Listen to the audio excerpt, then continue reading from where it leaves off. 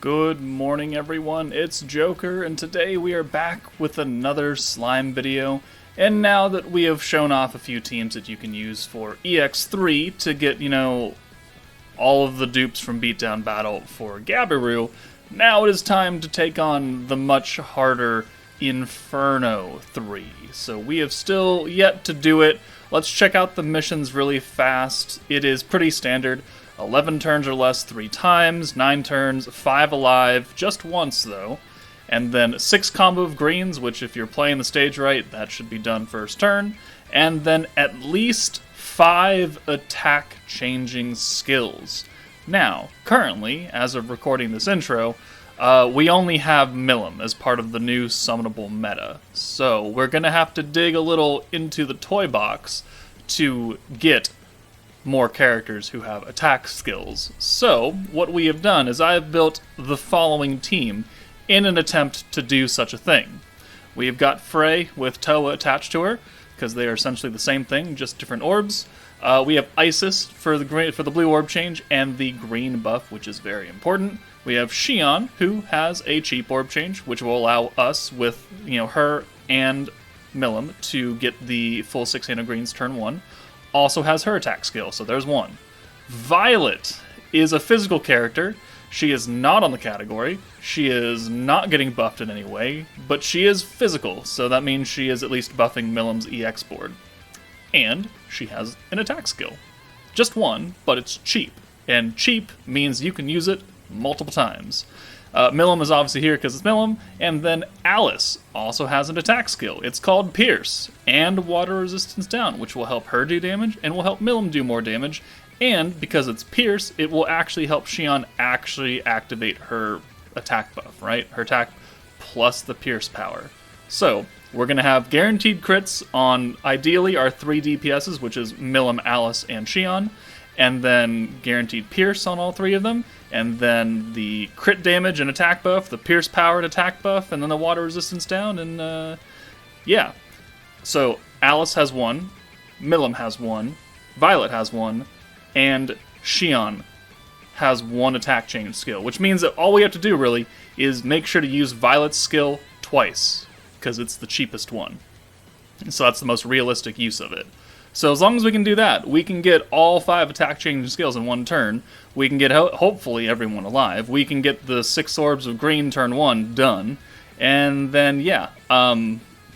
If you ever try and go past, like, turn 6 in this fight, it's pretty much hell. So, really want to do it before that turn 9.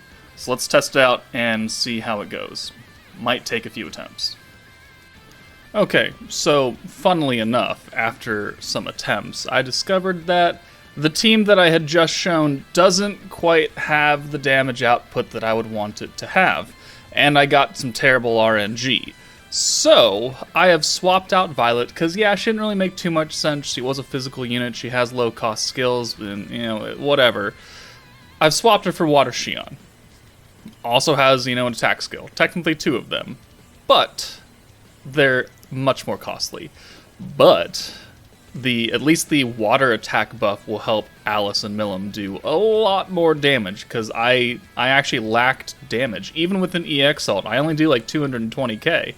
And Ifrit has like 750,000 HP. So like even with the Alice and the Milim and the Xion ults, I was not getting there. So we needed a little bit more punch, which is what we have here. So the idea of the team is still the same. Make sure to use as many skills as possible to stack up the Pierce power and crit damage for Xion and Milim, and then unleash hell. So turn 1, we're going to orb change with Xion, we're going to bring in Milim for Isis and get her orb change for that 6 green right here. That's the first mission done. And then we'll keep Xion up front because she has that turn 2 protection trait, and she's a water unit. Actually, no, we're going to swap her out. Alright. I forget. This was last night. Sorry. Alright, we brought Alice in. We're foregoing the protection trait because we're going to have, plenty of it. But we're going to work on getting Alice's ult, because what I want here is I want Alice and Milim to be up front with Xion, Water Xion. That way I could put the water buff on both of them, and then bring in Light Shion, who preferably already has her attack and pierce buff. And that way we can have, you know, everything going. That way the water buff can be on the water units, the pierce buff can be on everybody. So now, for the next, like, 2 turns, we're going to be in a let's use as many goddamn skills as possible so we can stack up, you know, Milim and Shion. So we're going to swap out Alice. She only has 1 orb, so it's not really going to hurt her too much for Isis, because now we need the green buff really badly. So we have more points, so let's use her orb change and the green buff. We need to use Shion now, because we need to use 5 attack skills, which means we're going to have to repeat somebody once. Because, you know, Shion, Alice, Milim, Light Shion. That's 4 skills right there, right? So we got to use 1 more that's, you know, cheap, twice, to get that 5th one. That counterattack is really unfortunate. You'll find that counterattacks are going to be the bane of your existence. We've kind of known that for the past couple beatdown battles, but it's really, really prominent in this one, because he just has ridiculous attack stats. He has like 27,000 attack or something. So if he crit counters you, it's like 3/4 of your HP, and then you put the burn on top of that, and you're pretty much dead. You're pretty much dead. So I'm really glad I have Shion's ult, because she needs to go far away from the front line. So we're going to use, I think, another stack of the green damage, and then we'll use Shion's attack buff again. That way it's ready, and it's activated, and we don't need to worry about that 45 skill points next time. So we'll do this for the 1 more stack on her, and then we'll use her actual skill. And then she's going far away. And then we'll bring... Yeah, I think we bring Alice in for Shion. I think that's how that works. We already have the green buff active, so this will be good, because we have 4 Milim orbs and 2 Alice orbs. We get Frey, extra points. Not that we can do anything with it, because everyone's skills now cost way too much. But this allows us to get the EX ult for Milim, which is fantastic. And now we have full points, a full Frey meter. Shion's ult is in the back. We don't have Alice's ult, though, which is very unfortunate. So we're missing quite a big chunk of damage, because she would have the water buff, she'd have the pierce buff, the water resistance down would be there. So, I mean, we're missing about 50k, maybe a little bit more, of just straight up damage on her, but we really can't do much more, because if she gets hit 1 more time, she's going to die. But she needs to be up front to get an ult, so she's going to die, and I want to keep everyone alive here. So we're going to just do what we have to do. So let's use that. We've used the water buff at least on Milim, who has the EX ult. Alice will do at least a little bit more damage, because she has it on her, you know, normal orbs. There's the pierce buff, the water resistance down. There is the attack buff, where it's 61% crit damage right there, so it's pretty good. And now we're going to send everything. So Shion hits 80k, which is okay.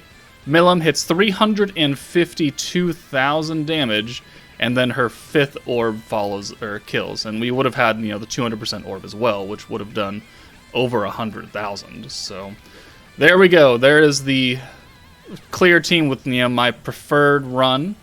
Very, very easy-ish. You know, sometimes you need a good amount of RNG to get the EX ult for Milim. If you can't get it, then you really, really need that extra 3rd ult with Alice alongside Light Shion to give you that extra push. So that's the first team. That's, you know, right now, without the other 2 meta units out, is the best way to do it. Since we know that the DPS is Milim, the next 2 units are going to be supports, and they're going to have low-cost damage buffs, you know, because they want to have us use 5 attack skills. So we can expect that. But let's go ahead and try not the EX team. This is going to be a very long, cheesy section, so let's pop it up. Okay. Octogram Guy's stock is rapidly rising with the release of now stunnable content, so you can expect him to be moved up the tier list at the end of the month when we get to that point. However, that is to come. We've got the Dark Team, and we are going to sit here, well, I sat here for about 2 hours last night doing this, because it just takes a long fucking time. But Veldora, giving us that magic damage, resetting our skill costs, which is going to be quite big here. Guy, pretty much you never want Ifrit to attack you. You always want him stunned. So, if you have entire sends of greens, you have points, Guy's cost starts at 25, so it's not the most expensive thing in the world. It can get expensive if you're not able to reset it, but the idea is you stun lock him the entire time. Maybe you have a turn here and there where you take some damage because you don't have the points, so you don't have Veldora to reset it. You know, something along the lines, which is what happens here. But the whole point is Guy is stunning 95% of the time. So, Ice is here, or Blue Orb Changer, Green Buffer. Diablo is here because he, you know, Orb changes oranges, and he's a dark unit. You could very easily bring Sufia, Ranga, Water Soe, Aaron, whatever orange to green Orb Changer you want to bring. It's just that I have Diablo, so I'm going to use Diablo. He's an AoE unit. He's a physical, so he's not getting the magic buff. Really, his only point here is the Orb Change, so you could very easily bring someone else. In fact, maybe it would have been better, because then you would have at least benefited from the Veldora magic buff, right? But then Milim, Alt Buffer, Orb Changer, Shinsha, you know, the Dark Buffer, right? So we have 3 single target alts with Isis, Shinsha, and Milim. We're going to go, I can only make this go at 200% speed, so it's still an 11-minute clip. So I'm going to just have to, like, show you the first few turns, and then we're going to skip. That way you're not here for another 11 minutes of this thing, because it is long, it is very drawn out. I think it's turn 16 when I kill him, and there's a lot of me thinking and calculating, do I have the points or what I want to do? But, as you can, actually, as you saw, maybe here, I have Space Milim and Soe set up in the first slot instead of the, you know, typical Protection 3. Because I want points, because I want to be able to use the Orb Change with Milim and the green buff with Isis turn 1, so that we can get off running here. So we have 42 skill points, we'll use the green buff, we'll bring Dark Milim in for somebody, and then we'll use her Orb Change, bring Shinsha in, because these are our 3 damage dealers right here. All 3 of them are magic, all 3 of them will get the Dark buff and the Alt buff. For this run, things could have gone a little bit better for me if I had used Milim's alt buff more often, because it gets reset, right? So there's no harm in it. It's just 55 points is a lot, especially when you're trying to use bunches of orb changes and the stun every single turn, and sometimes they're not at their lowest cost, so it is what it is. So there's the stun with Guy. We'll use Veldora to reset all the skills we've used, plus Milim's orb change, so now full hand of greens, the stun is reset. So everything is looking good, and that is pretty much what you're looking for this entire time, right? It's stun, stun, stun, reset, orb change, stun, stun, stun, stun, and when you get alts, I would just send them. I think my Milim does like 122k with all 3 of the big time buffs on. He has 700 something thousand health, and you don't always have the points to use, you know, the alt buff plus the dark buff. So you're going to have to just send it and whittle him down to a point where you know you can kill him with your 3 alts that are fully buffed, and then, you know, then you can do what you can. The people that sent me this, let's see, who was it last night? Because I had to give them a shout out. Let's see, from me last night, slime chat. Next, sorry, you guys can watch this.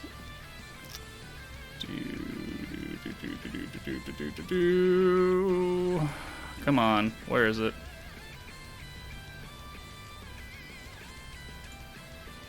There it is. Alright, found it. Runaway. Runaway gave me this team in my Discord to use. So I went and copied it, and it worked out pretty well. It's just, you know, he got it done in 11 turns. I think it's because he was much smarter than I was with his alt buffing, you know, a lot of the times where you have the alts to use.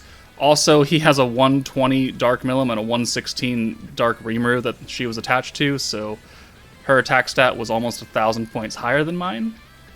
So that, I mean, that'll also do something right there. But we're on turn 5, and this is essentially, I mean, you get the idea, right?